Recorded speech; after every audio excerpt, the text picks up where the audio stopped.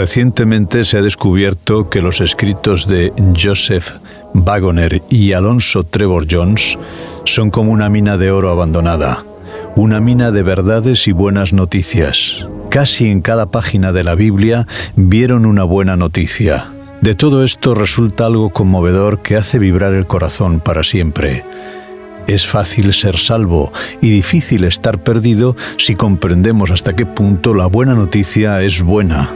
Es con inmenso placer que presentamos estos deliciosos bocados cotidianos de buenas noticias.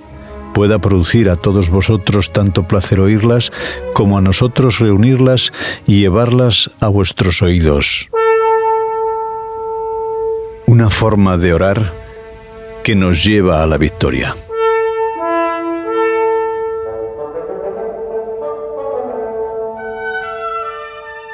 Leemos en el segundo libro de Crónicas, en el capítulo 20 y versículos 2 y 3.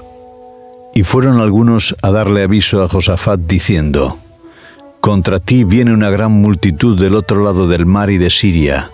Ya están en Hazazón Tamar, que es en Gadí. Josafat tuvo miedo y humilló su rostro para consultar a Jehová e hizo pregonar ayuno a todo Judá. El rey y el pueblo actuaron prudentemente y se reunieron para buscar la ayuda del Señor, como leemos en el libro segundo de Crónicas, capítulo 20, versículo 4. La oración de Josafat fue una oración de fe y contenía el comienzo de la victoria.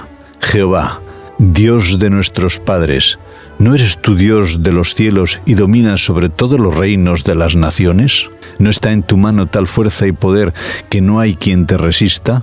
Palabras que leemos en el segundo libro de Crónicas, en el capítulo 20 y versículo 6. Aquel que en un momento difícil puede comenzar su oración por un reconocimiento tal del poder de Dios, ya tiene la victoria a su favor.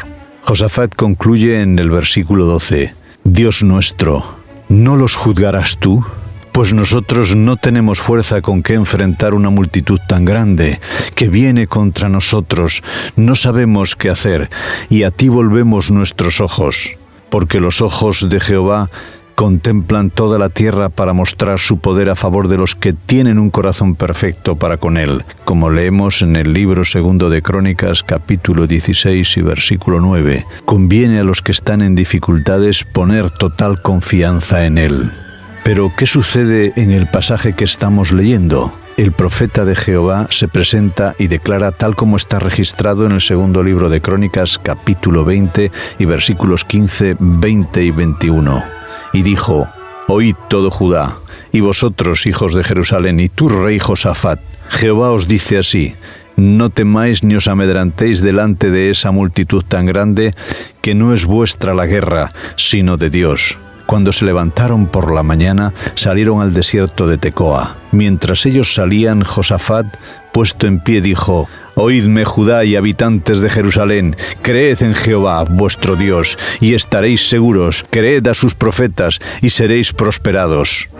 Después de consultar con el pueblo, puso a algunos que, vestidos de ornamentos sagrados, cantaran y alabaran a Jehová mientras salía la gente armada, y que dijeran: Glorificad a Jehová, porque su misericordia es para siempre. Con toda certeza, fue una forma extraña de partir al combate.